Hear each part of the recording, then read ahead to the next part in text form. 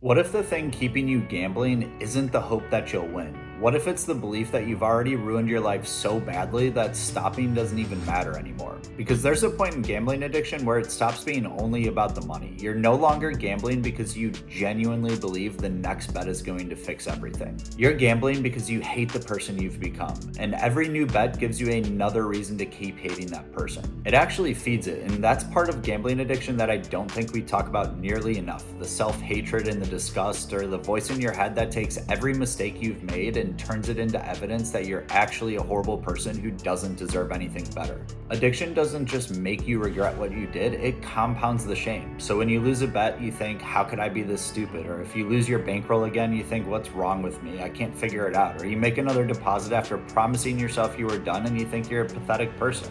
You lie to your loved ones and think you're literally horrible.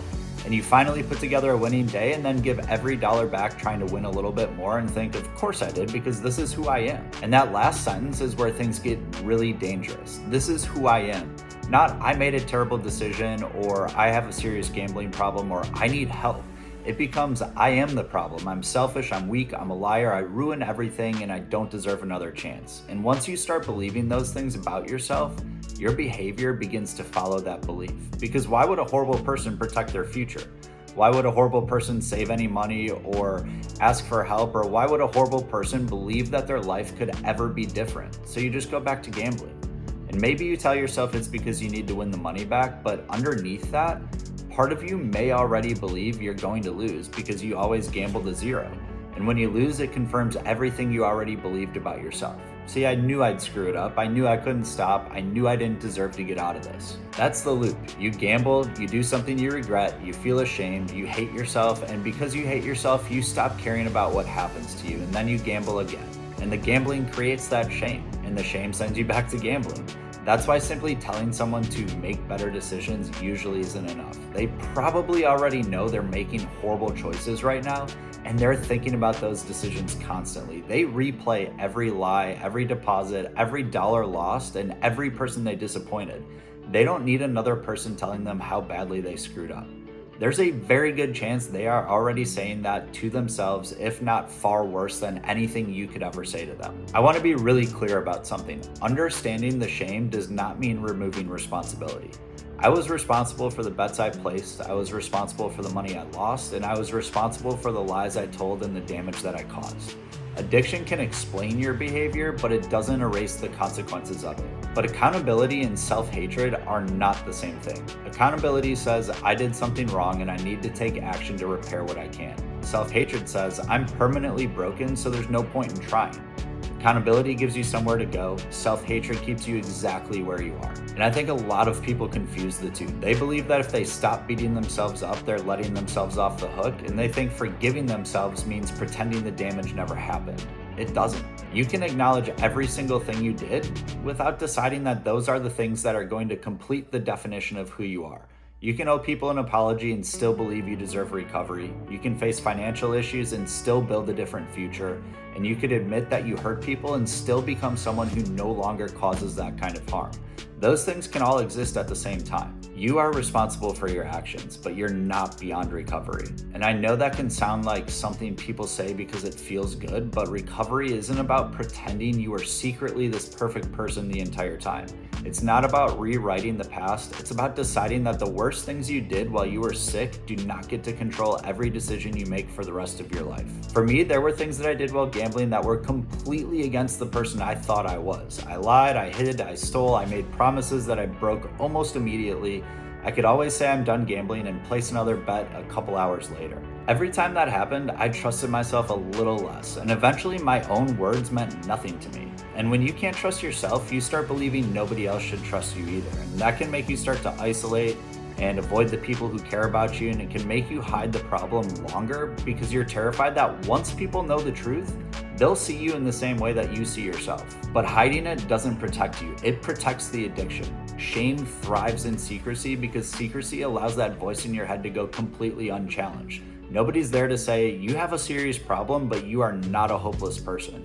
Nobody's there to say what you did was harmful and hurt me, but your life isn't over. Nobody's there to help you separate the behavior from your entire identity. So the shame keeps getting louder and eventually you start treating the shame like it's truth. What if you are not uniquely broken?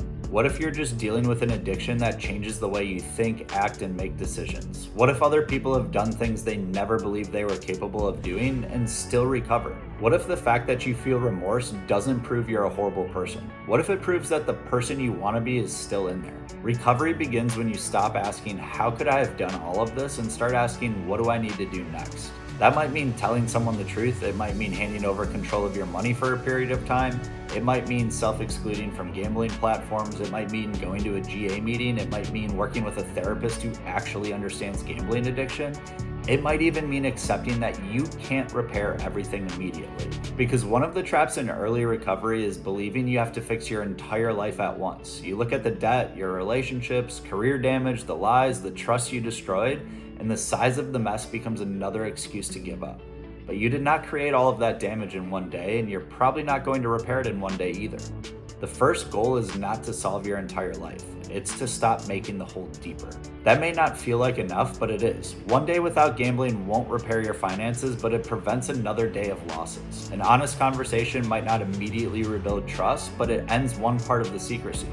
One therapy session might not remove the shame, but it puts another voice in the room besides the one telling you that you're hopeless. That's how recovery starts. Not with one massive moment that makes everything okay. A bunch of small decisions that slowly prove the story you believed about yourself wasn't completely true. You said you could never stop, and then you made it through one day. You said nobody would help you, and then someone answered the phone. You said you destroyed every relationship you had, and then one person agreed to sit and have a coffee with you. You said you were incapable of changing, and then little by little, you start actually changing. And this is also why specialized treatment matters. A therapist who understands gambling addiction is not only looking at the bets, they can help you address the shame, distorted thinking, secrecy, and emotional patterns that keep the cycle going. Burgess Health provides specialized virtual treatment for gambling addiction, making it possible to receive support from home. Learn more through the link in the video description below. There is another part of recovery that nobody really prepares you for. You may stop gambling before you stop hating yourself. The bets can end, but the memories remain. And you may finally have a quiet night and suddenly remember something you lied about 2 years ago. You might be doing really well and still feel like a fraud because the people around you don't know every detail of what happened. You might get forgiveness from someone else and realize you still have no idea how to forgive yourself. That part takes work. Because self-forgiveness isn't a single decision, it's learning to stop using your past as a weapon against yourself. It's accepting that feeling terrible forever doesn't help the people you hurt. Destroying yourself isn't repayment, staying sick isn't accountability, refusing to build a better life does not undo the damage. The most meaningful apology you can give may be becoming someone who no longer lives that way. Someone who always tells the truth and keeps their commitments. Someone who always asks for help before everything falls apart. Someone who understands the damage they caused and uses that understanding to avoid causing it again. So if you're watching this after another loss or another broken promise or another night where you did exactly what you swore you would never do again, I'm not going to tell you that it doesn't matter, it does. Your actions have consequences. There may be difficult conversations ahead. There may be debt that takes years to repay. There might be trust that you can't demand back, but none of that means you have to keep gambling. And none of it means you are required to hate yourself forever. You don't need to become a perfect person before you ask for help. You ask for help because you can't become that person alone. You're responsible for what you do next, but you are not beyond recovery. And the moment you stop treating yourself like someone who's already dead is the moment you finally give yourself a chance to start living differently.